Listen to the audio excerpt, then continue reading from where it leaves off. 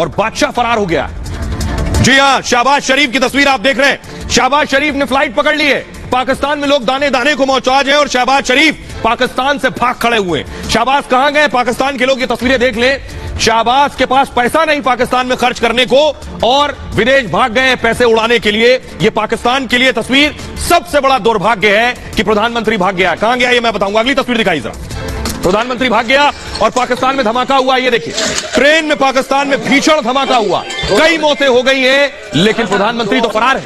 प्रधानमंत्री तो भाग खड़ा हुआ है। अगली तस्वीर दिखाई जरा। पाकिस्तान में तेल के दाम बढ़ गए और इतने बढ़ गए कि पेट्रोल पंप खाली पड़े। कोई क्या तेल भराएगा जब जेब की हालत ही तेल भराने लायक नहीं रही है। जरा सुनिए, पहले सुनिए पाकिस्तान के लोग क्या कह रहे हैं। प्रधानमंत्री भाग गया है, पैसे बचे नहीं है, कैसे भरवाएं तेल। सुनिए जरा लोगों को। कोई खुदा का खौफ खाओ, हम लोगों में क्यों जुल्म किया जा रहा है? रोटी खाने के लिए हमारे पास नहीं, बच्चों के लिए पढ़ाने के लिए हमारे पास खर्चा नहीं। सुबह से हम परेशान है। ये 150 कमाया है, बल्लू पा के हमने पेट्रोल डाल के हम जाएंगे, सवारी लगे न लगे, इतनी महंगाई है की लगी 10 महीने से। तो बड़ी मुश्किल से घर से बाहर निकलते हैं कि पता नहीं तेल कितना लगेगा। किचन चलाना बहुत मुश्किल हुआ है। 6-7 बच्चे हैं। पॉकेट मनी तो उतनी है, कहाँ से पड़ेगी। बस पहले 100 का पेट्रोल डलवा के जाते थे, अब 150 का डलवाना पड़ रहा है। भाई जान इन्होंने कर्जे जो ले लिए, जो कर्जे खुद ही खाते हैं ये। अब हमको तो महंगाई मिलती है। पहले 200 का डुलाते थे, आप 400 का डुलाते हैं। 3 दिन में पूरा होता है। उतना ही पेट्रोल आता है। हाँ, पेट्रोल उतना ही आता है। हुकूमत क्या कर रही है, इनसे पता नहीं हुकूमत नहीं हो रही, क्या नहीं हो रही। अब सिर्फ अल्लाह ही है जो कुछ करेगा। पाकिस्तान के वजीर आजम है और बाहर इंग्लैंड दौरे कर रहे हैं। नवाज शरीफ बाहर बैठा है जो अदालतों से फरार होकर बैठा है। और आइए मैं आपको बताता हूं, पाकिस्तान का तेल निकल गया है, तेल में आग लग गई। हालात इतने बदतर हो गए हैं कि लोगों को आपने सुना कैसे रो रहे हैं, गिड़गिड़ा रहे हैं। देखिए जरा, पाकिस्तान के तेल में आग लगा दी है शहबाज ने। यह हाल हो रहा है। पाकिस्तान में पेट्रोल अब 272 रुपए लीटर मिल रहा है। आप यहां 100 में खरीद रहे होंगे, 90 में खरीद रहे होंगे, लेकिन पाकिस्तान में 272 रुपए लीटर। एक दिन में पेट्रोल की कीमत हमारे यहां 10 पैसे बढ़ती, वहां 22 रुपए बढ़ गई है। 22 रुपए पेट्रोल की कीमत बढ़ गई एक दिन में। 20 दिन में 58 रुपए बढ़ चुके हैं तेल पर। सिर्फ 20 दिन में 58 रुपए। डीजल की नई कीमत, डीजल पेट्रोल से ज्यादा 280 रुपए लीटर, पेट्रोल 272, डीजल 280 रुपए लीटर। केरोसिन ऑयल भी 202 रुपए लीटर बिक रहा है। सोचिए, पाकिस्तान में गैस सिलेंडर पर 110% टैक्स बढ़ा दिया गया। आईएमएफ की शर्त को पूरा करने के लिए पाकिस्तान ये सब कर रहा है और ये हाल कर दिया। पाकिस्तान को टैक्स के जरिए 170 अरब रुपए जमा करना है और इसके लिए आम लोगों पर भारी टैक्स लगा रही है शहबाज सरकार। मिनी बजट में शहबाज सरकार ने टैक्स बढ़ाने का ऐलान कर दिया। यानी सोचिए, पहले कंगाली लोगों के पास पैसे नहीं, खरीद नहीं पा रहे, टैक्स बढ़ा दिए, रेट और बढ़ गए। पाकिस्तान में अब शादी पर भी शहबाज शरीफ ने टैक्स लगा दिया। मैरिज हॉल पर 10% का टैक्स लगाया है शहबाज। लग्जरी आइटम पर टैक्स 17 से बढ़ाकर 85% कर दिया। सोचिए, सिगरेट और सॉफ्ट ड्रिंक पर भी टैक्स को बढ़ा दिया गया है। नए टैक्स ऐलान से पाकिस्तान में महंगाई और बढ़ेगी। महंगाई दर रिकॉर्ड 30% तक पहुंच गई। सोचिए, भारत में 6-7% है, पाकिस्तान में 30% तक पहुंच सकती है। पाकिस्तान में भुखमरी का संकट और ज्यादा बढ़ जाएगा और बर्बादी बढ़ेगी। कर्ज मिलने से पहले ही पाकिस्तान तबाह हो सकता है। और सोचिए, हालात बद से बदतर है, हालात खराब है। तो शहबाज ने क्या किया? शहबाज पाकिस्तान से भाग खड़े हुए। तस्वीरें मैं आपको दिखाने जा रहा हूं। ये देखिए जरा, ये आज की तस्वीर है। शहबाज शरीफ पाकिस्तान छोड़कर भाग गए। शहबाज शरीफ की फ्लाइट जब लैंड हुई, शहबाज उतरे। ये देख रहे हैं, जिस देश गए, तुर्की भाग के गए। तुर्की में लोग उन्हें रिसीव करने पहुंचे। सोचिए, अपने देश में, पाकिस्तान में कंगाली है और बादशाह फरार हो गया। देखिए रिपोर्ट।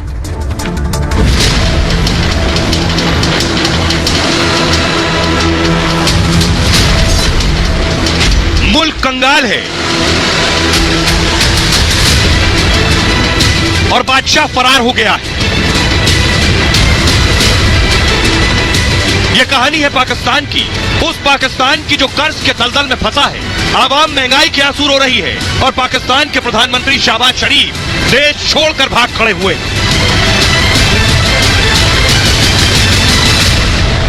मुल्क पर एक तरफ पेट्रोल का बम फूट रहा है तो दूसरी ओर कमजोर पाकिस्तान पर तालिबान हमला कर रहा है। लेकिन पाकिस्तान को तड़पता छोड़ शहबाज ने तुर्की की फ्लाइट पकड़ ली है। शहबाज तो भूकंप के अगले दिन ही तुर्की जाना चाहते थे, लेकिन तब तुर्की ने आने से मना कर दिया। दुनिया भर में किरकिरी झेली, लेकिन शहबाज नहीं माने। पाकिस्तान के प्रधानमंत्री का अब उनके ही मुल्क में मजाक उड़ रहा है। तो ये महंगाई अभी नहीं है, ये प्रोमो चल रहा है इसका। असल महंगाई अभी हफ्ते बाद आने वाली है और इतनी खतरनाक महंगाई आएगी कि मेरे ख्याल से मिडिल क्लास ही खत्म हो जाएगा। ये तो देखे नलायकी है इस हुकूमत की, जो 9 महीनों में इन्होंने बेड़ा कर दिया मईशत का। लोग कह रहे हैं मुल्क में खाने को नहीं दाने, प्रधानमंत्री विदेश चले पैसा उड़ाने। और आप सोचिए पाकिस्तान में यह हाल है कि गरीब के पास पैसा नहीं, लेकिन जितने नेता हैं, जितने आर्मी चीफ हैं, वो सब मालामाल हैं। पाकिस्तान कर्जदार है। अगर पाकिस्तान के नेताओं का पैसा ले लिया जाए तो पाकिस्तान का बहुत सा कर्जा चुकाया जा सकता है। यकीन नहीं आता तो आप देखिए जरा, ये पाकिस्तान के नेता हैं, वहां के रहनुमा हैं, इनकी सरपरस्ती में मुल्क डूब गया है, लेकिन इनकी संपत्ति कितनी है ये मैं आपको बताऊंगा। जरदारी बैठे, नवाज शरीफ बैठे, शहबाज शरीफ दोनों भाई हैं, उनके बगल में खड़े हैं बाजवा और उनके बगल में बैठे हैं इमरान खान। पाकिस्तान पर 11 लाख करोड़ का कर्ज है, 11 लाख करोड़। उसके खजाने में कितना है? सिर्फ 3.09 अरब। कितना? 3.09 अरब। और उसमें भी देखिए 3 अरब डॉलर जो है वो उधार का है, वो खर्चा नहीं कर सकते। ये गारंटी डिपॉजिट है 3 अरब डॉलर, जिसे खर्च नहीं किया जा सकता। यानी पाकिस्तान के पास बचा कितना? 0.09 अरब। दिवालिया होने से बचने के लिए 10 अरब डॉलर की जरूरत है। पाकिस्तान IMF से लगातार भीख मांग रहा है, उसके खुद के नेता मालामाल है। देखिए जरा, भ्रष्टाचार और सरकारी पैसों से अमीर बन गए ये नेता।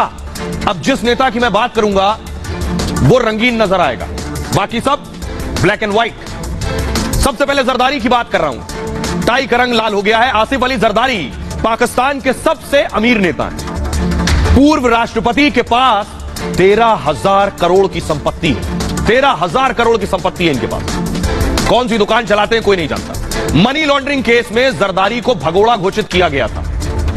मैं आपको बताऊं कि जरदारी को मिस्टर 10% भी कहा जाता था, क्योंकि हर ठेके में, हर टेंडर में जरदारी 10% रख लेते थे। 13,000 करोड़ की संपत्ति जमा थी। अगला नाम देखिए जरा, उनके बगल में बैठे हैं नवाज शरीफ। अब उनकी टाई का रंग लाल हो गया।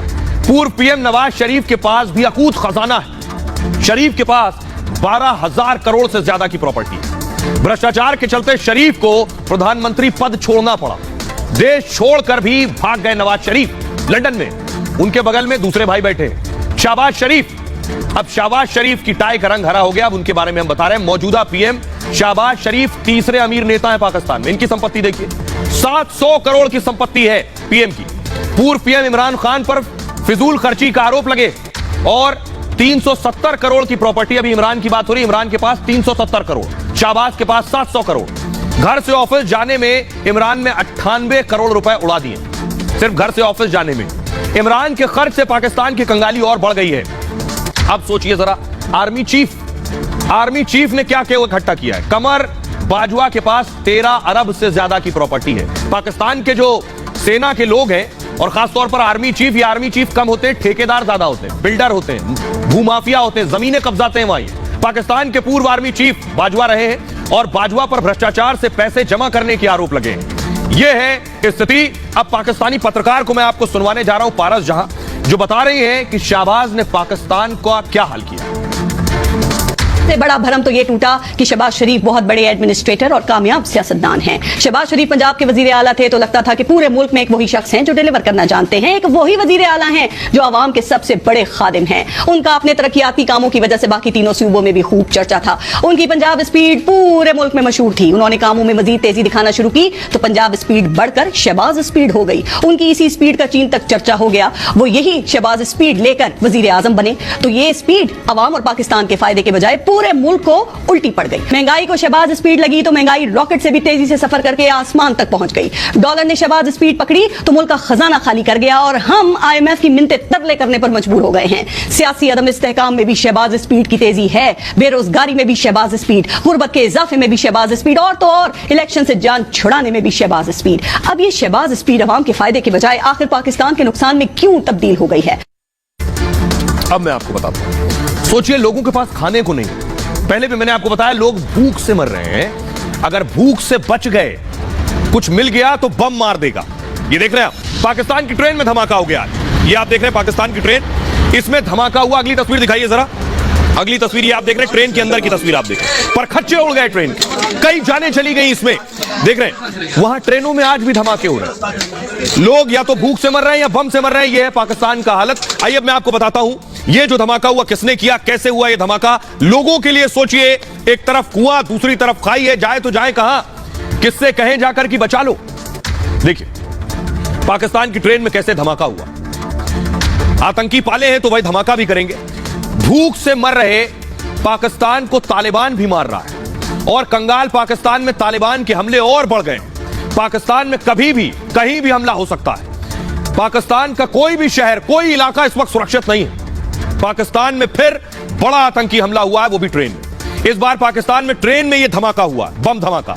यानी अब पाकिस्तान में ट्रेनें भी सुरक्षित नहीं है। मस्जिद में हो चुका है, 100 लोग मारे गए थे। पेशावर से क्वेटा जा रही थी यह ट्रेन और जाफर एक्सप्रेस है। आतंकी हमले में ट्रेन की बोगी के परखच्चे उड़ गए। ट्रेन धमाके में 3 की मौत हो गई, 9 लोग घायल बताए जा रहे हैं। पिछले महीने पेशावर में मस्जिद में धमाका हुआ था और उसमें तालिबान ने मस्जिद में आत्मघाती हमला किया था। उस वक्त तालिबान के हमले में 100 से ज्यादा जाने गई और सब पुलिस वाले, उनके परिवार के लोग। पिछले दिनों क्वेटा में स्टेडियम के बाहर धमाका हुआ था। इस स्टेडियम के अंदर पाकिस्तान के कप्तान उस वक्त मौजूद थे। मैच रोककर कप्तान को फौरन बाहर निकाला गया।